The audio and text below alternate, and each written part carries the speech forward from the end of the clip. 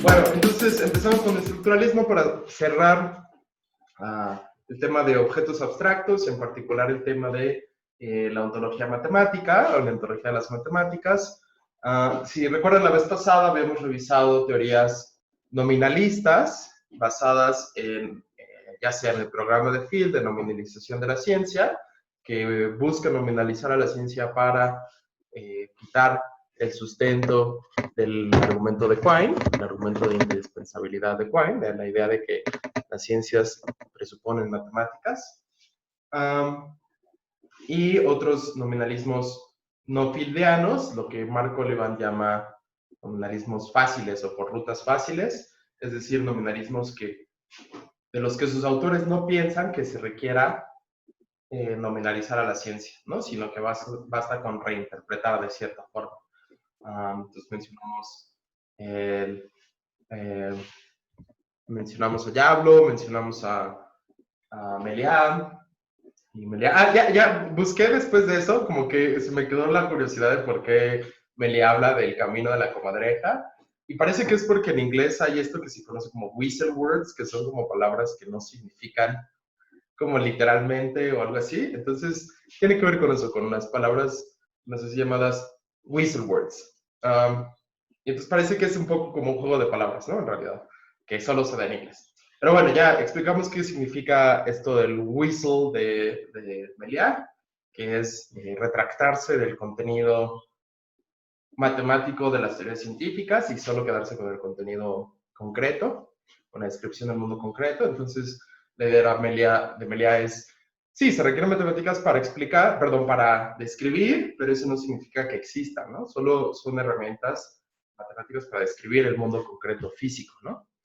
Y revisamos también la respuesta de Colivan, que era, bueno, de Colivan y de Baker. Bueno, no menciona Baker, pero es otro de los que dan este argumento, que era, bueno, las matemáticas no solo se requieren para describir el mundo, sino para explicar fenómenos concretos. Entonces, es un argumento más fuerte que el de Quine, ¿no?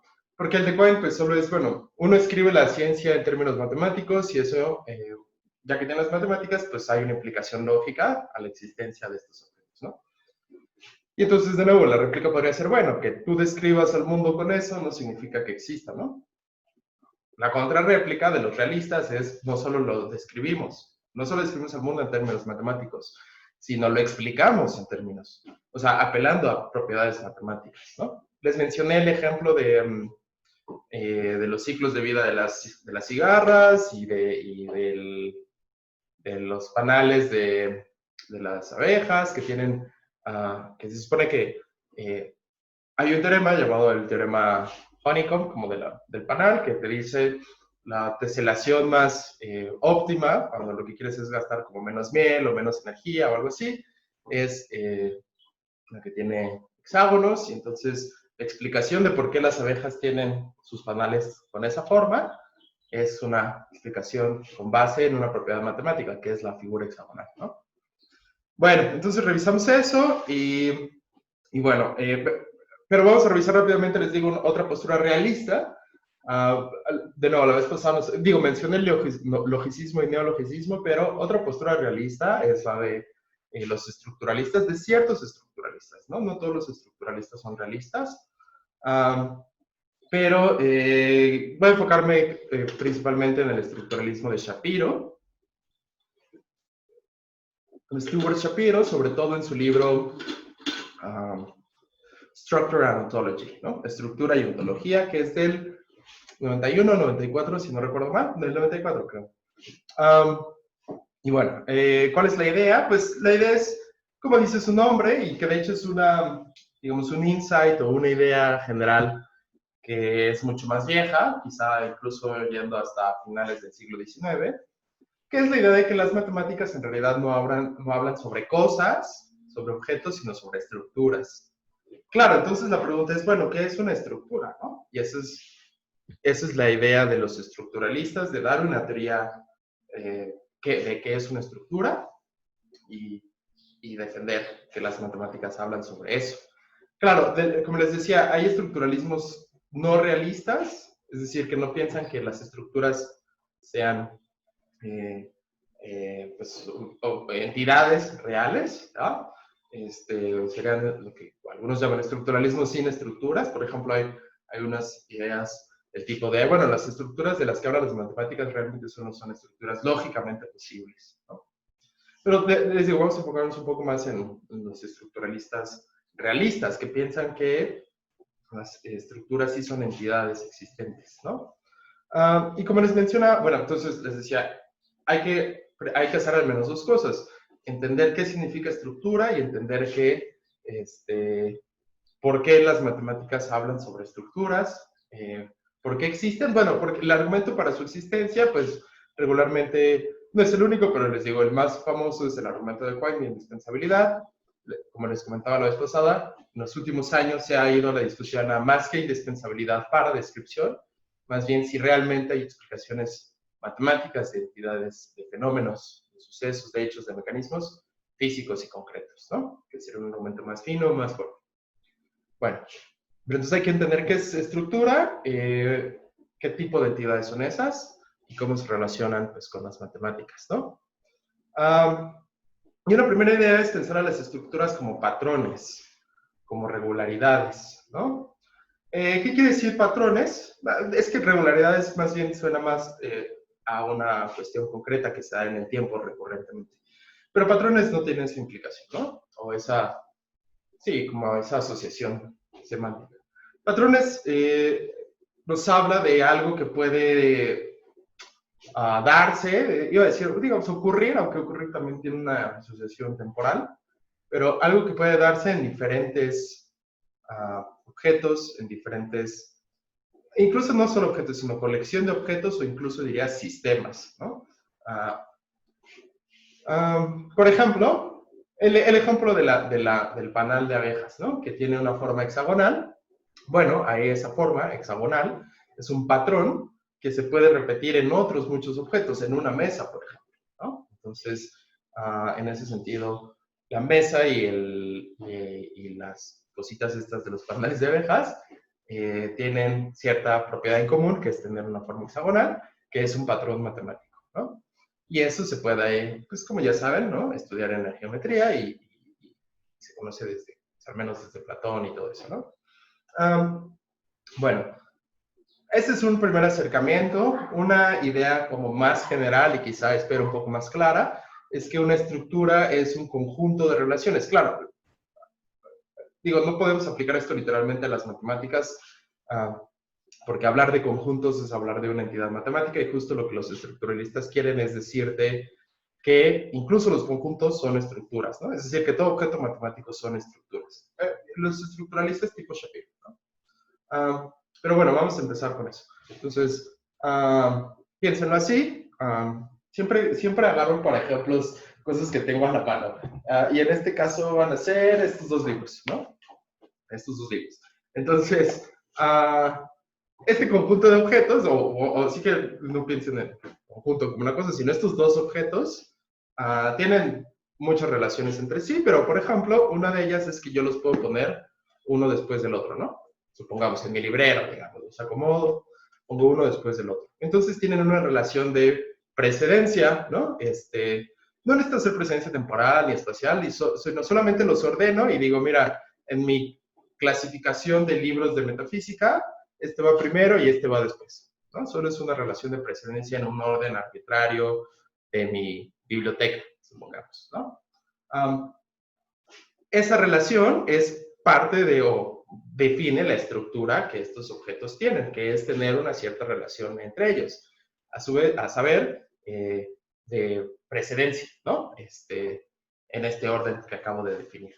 Entonces, sí, esto, digamos, la estructura de este sistema de objetos, de este conjunto de objetos, digo, habrá muchas otras cosas, muchas otras relaciones, pero podríamos hablar de esa, de la relación de precedencia en este orden, ¿no? Entonces, y por ejemplo, ¿qué podemos decir de la estructura de este objeto? Bueno, también tiene ciertas propiedades y ciertas relaciones entre sus partes, por ejemplo, ¿no? Que hacen que tenga una estructura que a su vez puede replicarse en otro libro, en otra copia de este mismo libro, por ejemplo, ¿no? Entonces diríamos, bueno, los dos libros tienen la misma estructura, con lo cual querríamos decir, bueno, tienen propiedades como no sé, su forma, que a su vez la podemos entender como relaciones entre sus partes, ¿no? Su color y etcétera, ¿no? Entonces, por estructura no estamos entendiendo forma o figura, sino eso, relaciones entre partes de un todo, de un sistema o de un objeto único, ¿no? Y la idea de los estructuralistas es que las estructuras, que las matemáticas son eso, estructuras, ¿no? Que pueden ejemplificarse, y aquí sí estoy de lleno dentro de la teoría de Shapiro, porque Shapiro piensa que son, pues, como universales, ¿no? Ahorita voy a explicar eso. Van a ejemplificarse en muchísimas cosas. Entonces, así como puedo poner a mis libros en el librero, ¿no? Y definir una relación de precedencia de anterioridad entre este y este, así también puedo poner esa misma relación de precedencia en, no sé, en mi vitrina, supongamos, y poner esta botella antes de este termo. Y es la misma relación de precedencia de un orden arbitrario en, no sé, en los objetos que poseo, lo que sea. Sí, entonces esa misma relación se puede ejemplificar, se puede instanciar, pero es correcto decir ejemplificar, en diferentes sistemas, en diferentes pluralidades de cosas. ¿Sí? Y la idea es que, un poco como ya entrando más de lleno, a ver, bueno, déjame poner el pizarrón. Como ya entrando más de lleno a la teoría de Shapiro, la idea es que, primero, estructuralismo, y nos vamos a basar en el estructuralismo realista, ¿no? De hecho, creo que va a ser mejor poner primero les mencioné, bueno, también podríamos hablar de estructuralismo sin estructuras, pero vamos a enfocarnos en el realista, sobre todo de gente como Resnick y sobre todo Shapiro, ¿no? Entonces, pues la idea es que las entidades matemáticas, los objetos matemáticos, son estructuras, ¿sí?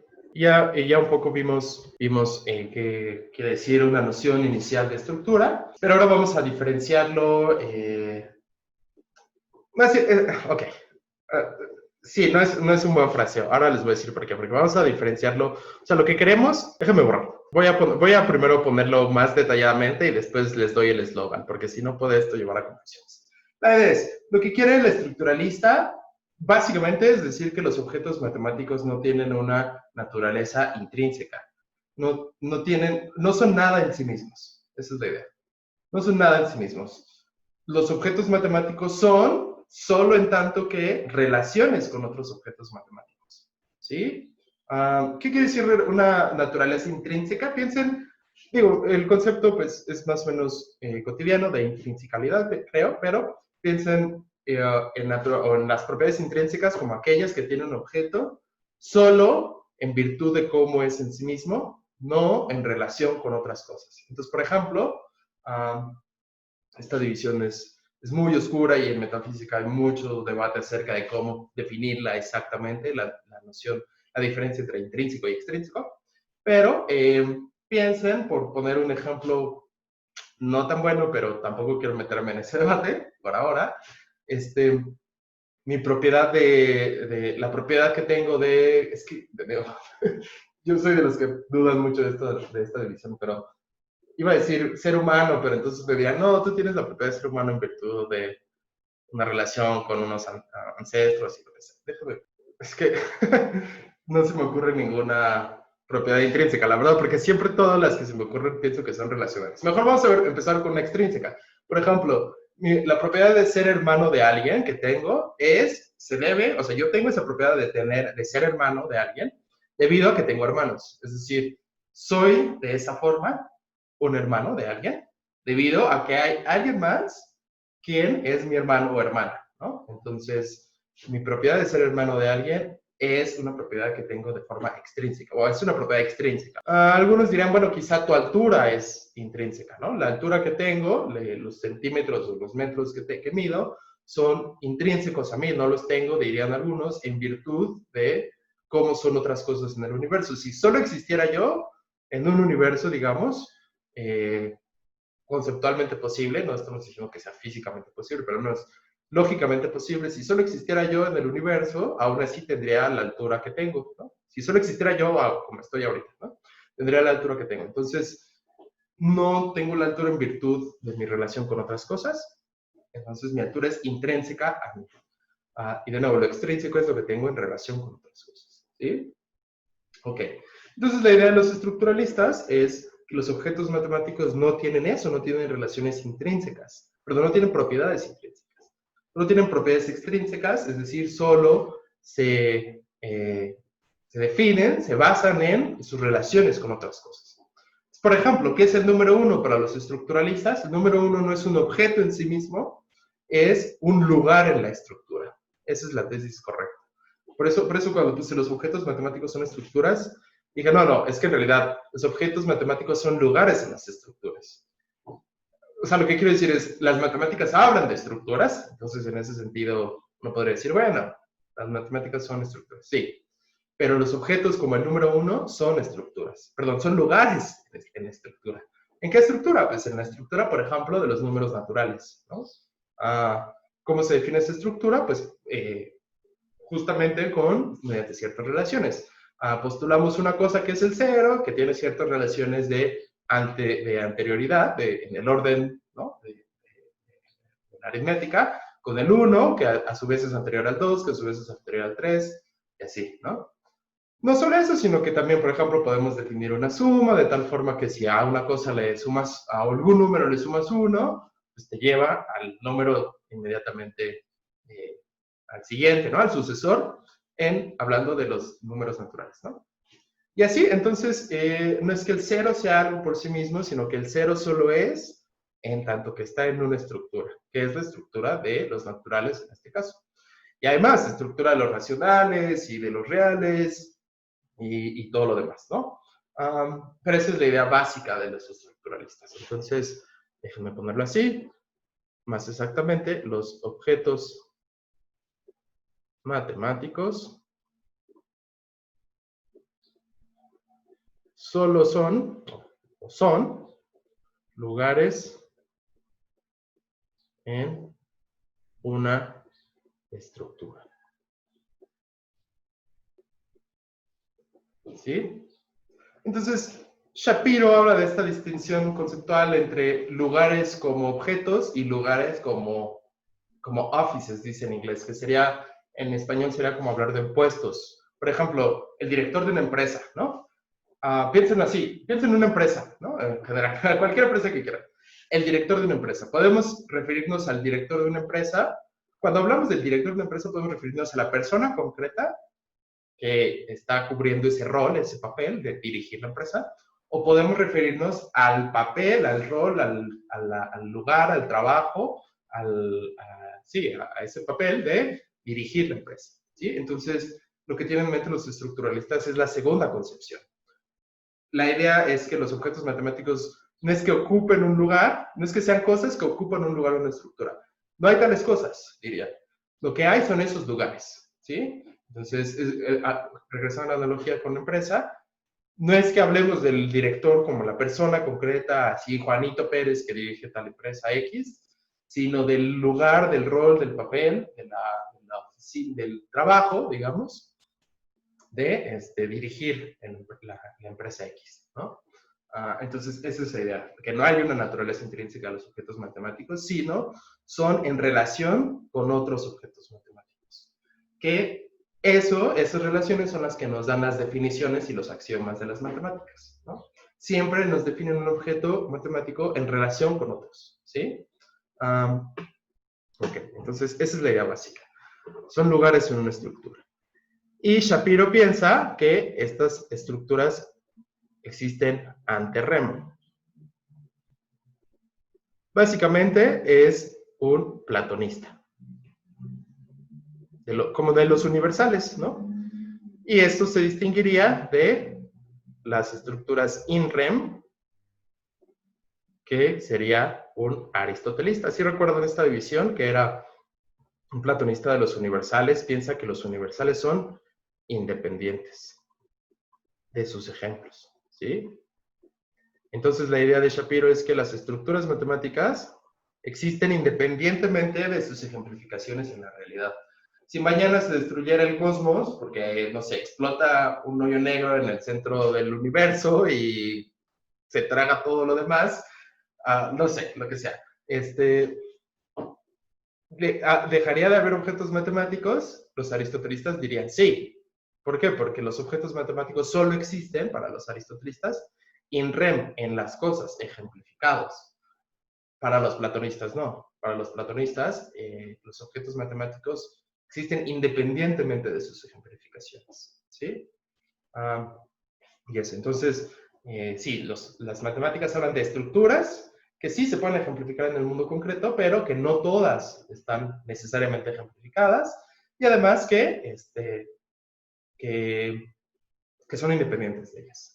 Por supuesto, el aristotelista nos tendría que decir, bueno, ¿qué pasa con aquellos objetos matemáticos que solo existen, perdón, que no están ejemplificados en la realidad concreta? Cardinales muy grandes o objetos matemáticos muy complejos o muy, sí, como de la matemática muy abstracta que no se ejemplifican en ningún lugar hasta donde sabemos del universo, ¿no?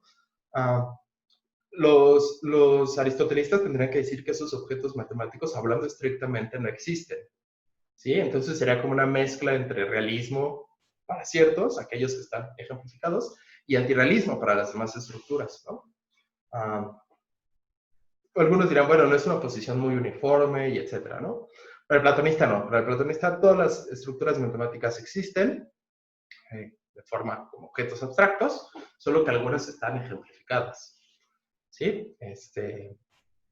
Digamos, cuando uno, como les decía, cuando uno pone cosas en un orden, con lo de los libros o lo que sea, digo, es un ejemplo muy bobo, muy simple, pero para ilustrar, un orden y aquí pongo otro libro y así, no sé. Vamos a poner 3, ¿no? Y pongo, perdón, 4 libros, ¿no? Entonces aquí tengo 4 libros, es 1, 2, 3, 4, tienen cierto orden. Estos 4 libros, este sistema o esta pluralidad o este conjunto, si quieren, hablando laxamente de cosas, ejemplifican una subestructura, digámoslo así, de la estructura de los naturales, ¿sí? La subestructura que solo tiene el ordinal 1, el 2, el 3 y el 4, ¿sí? O bueno, de los ordinales finitos. Tiene solo la estructura de los primeros 4 ordinales, digamos, ¿sí? Y así muchas otras cosas pueden ejemplificar esa misma estructura. Si pongo aquí las botellas, el termo y otras dos cosas, la misma estructura, ¿no? Los primeros 4 ordinales. Y si pongo 4 sillas, ya ven a dónde voy, ¿no? Y esa es la idea. Y la respuesta justo, como todo esto lo sugiere, justo de Shapiro, la respuesta epistemológica de cómo podemos conocer a las matemáticas, se basa sobre todo en esta idea de reconocimiento de patrones.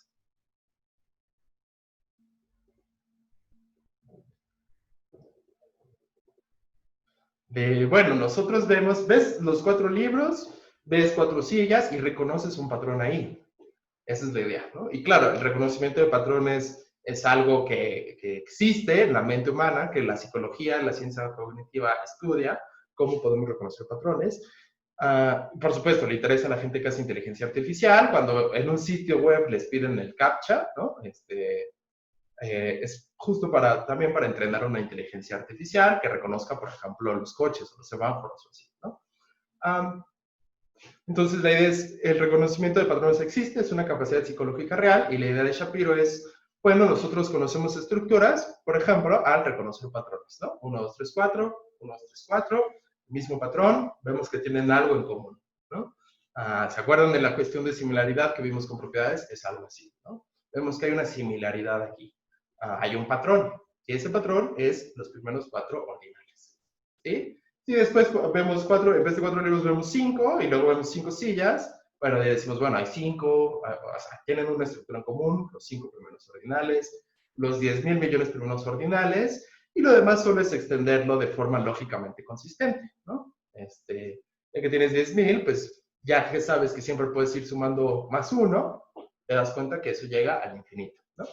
Eso es, digo, en términos muy básicos, la idea de cómo podemos tener conocimiento matemático. Claro, es un poco más complejo, les recomiendo revisar estructura y ontología, Structure and Ontology, se los puedo pasar si quieren, si les interesa saber más, ¿no? Una última cosa, también de nuevo, no quiero clavarme mucho con estructuralismo, aunque podríamos hablar muchísimo. La verdad es que es una postura súper interesante, muy compleja y que hace mucho trabajo, digamos, ¿no? Que explica muchas cosas, tiene también sus problemas. Vamos a mencionar un problema. ¿Qué pasa cuando los objetos matemáticos tienen relaciones, por decirlo así, simétricas? Es decir, cuando lo que intuitivamente o lo que preteóricamente, antes de pensar en el estructuralismo, es decir, pensaríamos que son dos objetos matemáticos, resulta que tienen las mismas relaciones. Esto técnicamente se le llama estructuras con automorfismos o estructuras biyectables. Por ejemplo, el número i y el número menos i, ¿no? Tienen todas las relaciones aritméticas y etcétera en común, pero son dos cosas distintas. Digo, claro, en común en el sentido en que solamente cambias un signo por el otro y básicamente lo demás se preserva, ¿no? Es decir, hay una transformación, ¿no? De un objeto en el otro, que es lo único que hace es cambiar el signo y modificando todas las relaciones acorde a eso. Digamos, es como si tienes un mundo con un espejo, ¿no? O sea, que se espejea a sí mismo, ¿no? Un mundo con un eje a partir del cual todo es un espejo del otro, ¿no? La pregunta es, bueno, en ese caso, ¿cuál es cómo se individúa al objeto, ¿no? ¿Cómo se individúa? Y a diferencia de menos sí, si tienen todas sus relaciones en común, si ocupan, diríamos, los mismos lugares en la estructura. Si estructuralmente hablando son los mismos. Entonces, se utiliza ese argumento, que ha sido muy discutido, para intentar refutar la idea de que los objetos matemáticos no tienen una naturaleza intrínseca, que solo son lugares en la estructura. ¿Sí? Les iba a mencionar otra cosa antes de pasar veo que acá en el chat hay algo, una pregunta o comentario. Les iba a mencionar. Sí, también Shapiro hace. Bueno, déjame ver qué dice. El estructuralismo realista tiene algo que ver con la filosofía o ontología de procesos. No tanto. Sí, porque en esta idea de los procesos, más bien está sobre todo pensada para la realidad concreta. Digo, no sé si haya una teoría de la ontología de procesos para las matemáticas. No la conozco. Según yo, por ejemplo, Whitehead lo pensaba para la realidad concreta, pero no lo conozco suficiente. Y de hecho, también en el estructuralismo hay una versión estructuralista, hay una tesis estructuralista para el mundo concreto, lo que se llama como realismo estructuralista, que de hecho revisaremos cuando hablaremos de individuación, porque como acabo de mencionar ahorita con el número i y el menos i, todo esto se entrecruza muchísimo con la cuestión de la individuación, de cómo sabemos que una cosa es una sola, cómo se distingue. No es que sepamos, ¿no? Es una versión epistemológica de una pregunta ontológica. ¿Cómo es que una cosa se distingue de las demás? Se individúa, se hace una, ¿sí? Como acabamos de ver con el problema y el menos i de los objetos simétricos que vienen en una estructura simétrica, por decirlo así. El estructuralismo no piensa, o más bien, para ponerlo positivamente, el estructuralismo piensa que los objetos se individúan por qué lugar ocupan dentro de la estructura, ¿sí? El estructuralismo matemático piensa que los objetos matemáticos no son nada más que lugares en estructuras. El estructuralismo óntico, del que hablaremos en un siguiente tema, piensa que los objetos físicos concretos, yo, la botella, la computadora, cada uno de ustedes, la cámara, todos los objetos físicos no somos más que lugares en estructuras, ¿no? También. Son ontologías holistas en cierto sentido, ¿no? Y por supuesto, su oponente, el contrario más radical es la ontología individualista, no en el sentido que regularmente se usa individualismo en el sentido cotidiano de, es muy individualista porque es muy egoísta y solo piensa en sí mismo. No. Es individualismo en un sentido técnico, que es la idea de que los objetos tienen una individualidad básica que no se reduce a sus relaciones con otras cosas, sino que se individúan por sí mismos, digamos, ¿no? Así. Sí, entonces, esto lo veremos de nuevo cuando hablemos de individuación, pero fíjense que aquí ya está también, aquí ya está una diferencia entre individualismo, que sería cosas como el objeto. El número uno es un objeto en sí mismo, si per impossibile, ¿no? Si per impossibile, si concibiendo algo que no es realmente posible, no hubiera más objetos matemáticos, el 1 todavía podría existir en sí mismo, ¿no? Tendría las propiedades intrínsecas que tiene. Eso sería un individualismo en matemáticas. Y como vemos, el estructuralismo es lo contrario. No hay más en el número 1 que sus relaciones con el 0, con el 2, hablando de naturales, hablando de reales, con pues, todos los números reales, ¿no? Ok. ¿Qué son cosas, por ejemplo, que dirían los axiomas de la teoría de números, de los números naturales? Axiomas de Peano, por ejemplo, te darían te describirían si los axiomas están bien, es decir, si son verdaderos, pues te describen la naturaleza de esa estructura, de la estructura de los números naturales. Los axiomas del campo de los reales, pues te describen la estructura de los números reales y así, ¿no? Pregunta Marco, la relación estructural entre los números... bueno, perdón, regresando a la pregunta que decía Carlos del estructuralismo realista, ¿tiene que ver con filosofía de procesos? Sí, no tanto, más bien no. Sí, no es que diga que las matemáticas sean procesos, sí, porque procesos involucra esta noción de temporalidad, de desarrollo, ¿no? Un proceso es algo que es un desarrollo. Y los estructuralistas no piensan nada sobre temporalidad, ¿no? Los objetos matemáticos son estructuras, para gente como Shapiro son estructuras abstractas, ¿sí? Entonces no son procesos. Porque de nuevo, un proceso es un desarrollo en el tiempo, ¿no? Tiene un inicio, un final, aunque claro, algunos procesualistas dirán, no, hay procesos sin final o así, pero bueno. Pero sí, no hay una cuestión temporal aquí en el estructuralismo. Bueno, entonces Marco pregunta, ¿la relación estructural entre los números podría ser algo así como n más 1? Exacto, o sea, pero no hay una sola relación estructural. Yo di esa porque, es decir, la estructura no es solo una relación, sino es el conjunto de todas las relaciones, por decirlo así, o la pluralidad de todas esas relaciones. Entonces, en los números naturales sí tenemos n más 1, o la relación de sucesor, pero tendríamos todos los demás. Por ejemplo, que el 0 sea o que haya un mínimo en ese orden, todo lo que te digan los axiomas de Peano, ¿no? Por ejemplo. O sea, que sea una relación con un patrón lógico replicable, o lo estoy entendiendo mal. No, es verdad, lo estás entendiendo bien, que sí es una relación con... es decir, esas relaciones nos dan un patrón replicable. Eso es, ¿no? Esas relaciones describen un patrón que se puede replicar de nuevo en objetos concretos y en más objetos matemáticos, de hecho. Y por eso era importante esta distinción que no quisiera olvidar, que es la distinción entre lo que Shapiro llama teorías algebraicas y teorías pues no algebraicas. Y la idea es que esto se corresponda, que sea ponerle un nombre a algo que en la práctica matemática es cotidiano, ¿no? Dentro de las teorías de las matemáticas algebraicas tendríamos cosas como la teoría de grupos, ¿no? Es el ejemplo clásico que siempre utilizan. La teoría, digo, no sé, bueno, la teoría de grupos en general solo te da, creo que son 3, o sea, puedes reducir a 3 o 4 axiomas o definiciones de qué es un grupo. Es un conjunto de cosas que tienen una operación que puede ser, es un conjunto de cosas, tal que sí, que hay una operación definida entre esas cosas que es, por un lado, asociativa, es decir, a ver, déjame ponerlo aquí en una, ¿cómo se dice? En una diapositiva o en un pizarro.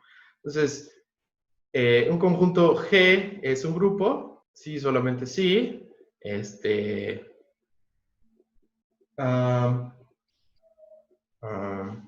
Bueno, ok, G consiste de dos cosas, ¿no? Que es un conjunto, vamos a llamarle G, también, y una operación que vamos a ponerle una estrellita, ¿sí? Y entonces, ¿qué sucede? Esa operación toma objetos de G, vamos a decir G1, G2, y te da otro objeto de G, ¿no? Okay. Esa operación es asociativa, de forma que, bueno, quizá aquí debe haber escrito con notación, ¿cómo se dice? Notación interna, no me acuerdo cómo se dice. Así. G1, G2. Piensen en una multiplicación, en una suma, algo tan básico como esto. ¿Por qué? Porque la teoría de grupos es una abstracción de los números, ¿no? G1, G2 es una, o sea, la operación opera en los elementos del grupo y te regresa otro elemento de ese grupo. Es asociativa en el sentido en que G1, operación G2, operación G3, es igual a G1, la operación entre G2 y G3. ¿Sí? ¿Cuál es el otro axioma? Tiene una identidad, tiene un objeto identidad, que es G1, operación, ese objeto que vamos a llamar I, que es la identidad, es igual a G1. ¿Sí? Sí, que es una identidad única. Y déjenme pensar, creo que son todos los axiomas. Hay otra posibilidad bueno, hay un axioma extra que es que sea conmutativa, pero eso es un grupo especial, un tipo de grupos especial que se conoce como grupos abelianos. Pero déjenme pensar si hay alguna otra propiedad. Según yo no, justo, no sé, no había pensado hablar de teoría de grupos, pero sirve para ilustrar el concepto de teoría algebraica.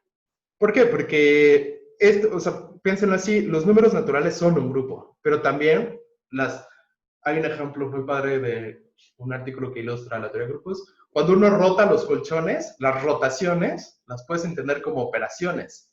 Y, o sea, cuando tú volteas el colchón, ¿no? Que tienes y lo pones de cabeza o lo das la vuelta así, lo giras por el otro lado, todas esas operaciones de girar son composiciones de operaciones de grupo, ¿no? Pero también los números naturales, los números reales son grupos, ¿no? Por ejemplo, en los naturales hay el grupo aditivo y el grupo multiplicativo. Por ejemplo, en los naturales, la operación en los naturales como grupo aditivo, la operación es la suma.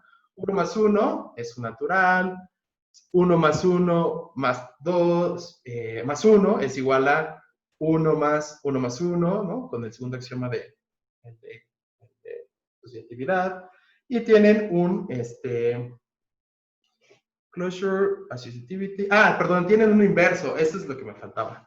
Y no, entonces, no, perdón, por eso los naturales no son un grupo, son los enteros.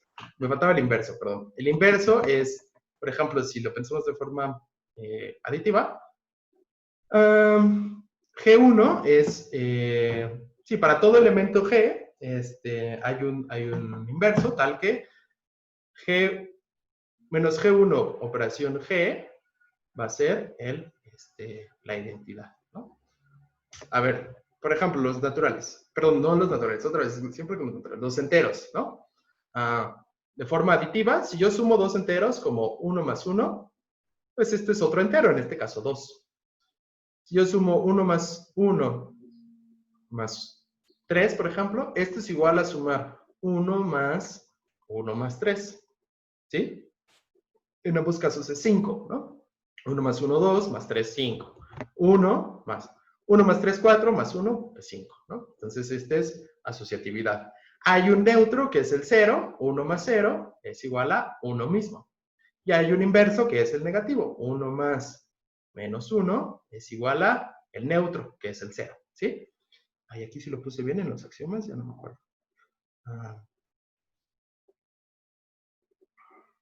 Sí, menos G1, operación G1 es igual a la identidad.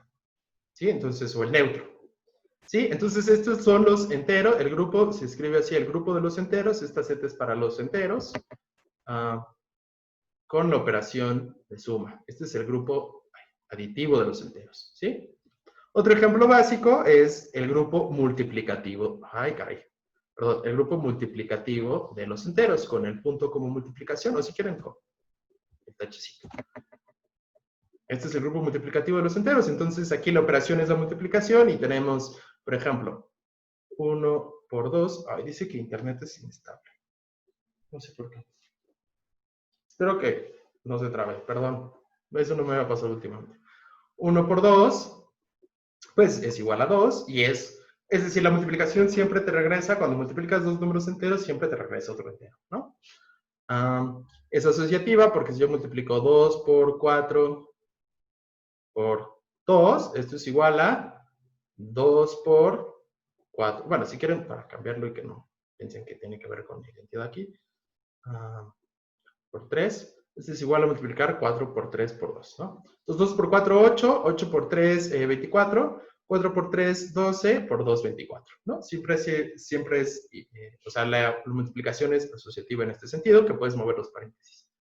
Tiene una identidad, que en el caso del grupo multiplicativo es 1, entonces 2 por 1 siempre va a ser 1, ¿no? Perdón, 2, el mismo 2, o sea, te deja idéntico a la cosa que operas, ¿no? Y tiene un inverso que es, ¿cuál es el inverso? 2 por, ¿qué tiene que darte 1? 2 por 2 a la, por 1 sobre 2, ¿no? Exacto, 2 por 1 sobre 2 es 1, ¿no? O sea, 2 por 1 medio es 1, y entonces el inverso de x siempre es igual a 1 sobre x. Este es el inverso de x en el grupo multiplicativo. Y ya, entonces tenemos dos ejemplos de grupos, pero como les digo, la estructura de un grupo se da no solo en los enteros con la suma y además en los enteros con la multiplicación, sino en los reales con la suma, en los reales con la multiplicación y en estructuras muchísimo más generales, en conjuntos de funciones, de transformaciones. Por eso, por ejemplo, se habla de grupo de transformaciones.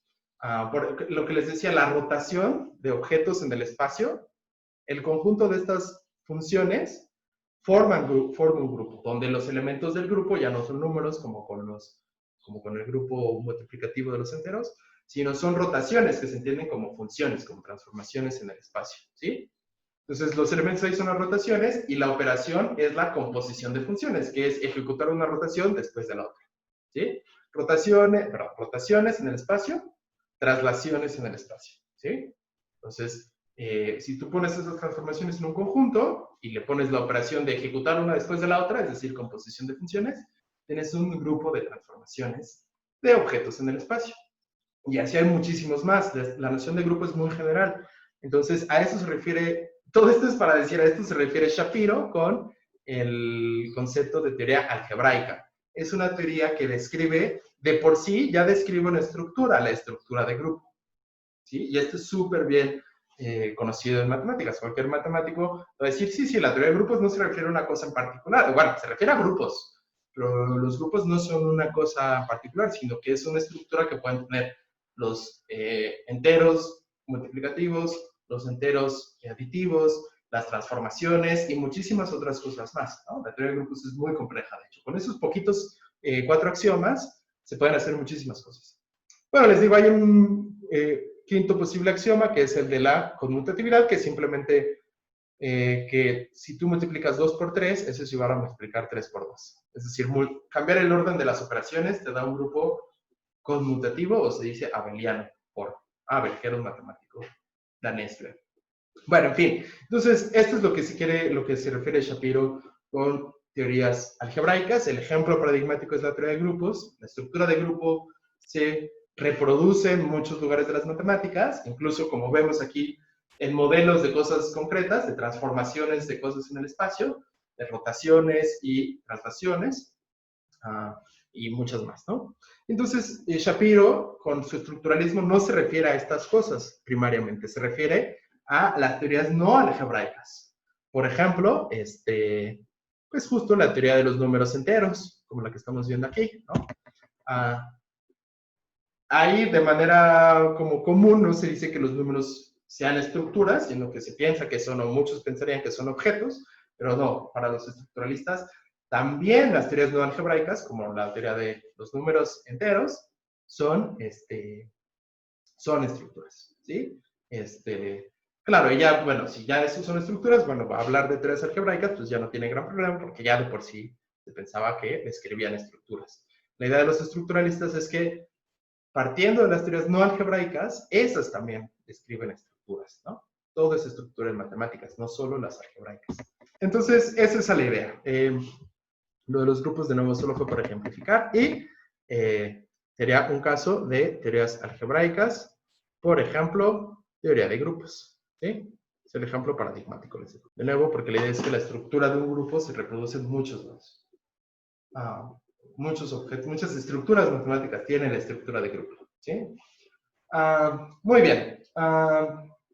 Yo creo que con eso. Entonces, sobre estructuralismo realista. Sí, no sé si tengan dudas, comentarios. Sí, no sé. Y bueno, vamos para cerrar. Un poco se puede ver cómo el estructuralista del tipo Anterrem nos explicaría la aplicabilidad de las matemáticas al mundo concreto. La idea sería, bueno, lo que hacen las matemáticas aplicadas es describir la estructura matemática de los objetos concretos, ¿sí? Nos describen sus posibilidades, su estructura, ¿no? Por ejemplo, no sé, con una función geométrica podríamos describir la figura, o sea, una función que representa una figura geométrica, podríamos describir la figura de esta botella, ¿no?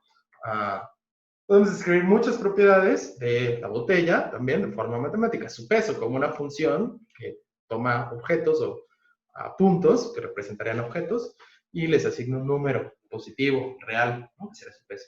Y así. Entonces, de nuevo, el estructuralista nos puede ofrecer una explicación de cómo hay aplicabilidad. ¿Sí? Bueno, eso. Vamos a cerrar aquí entonces.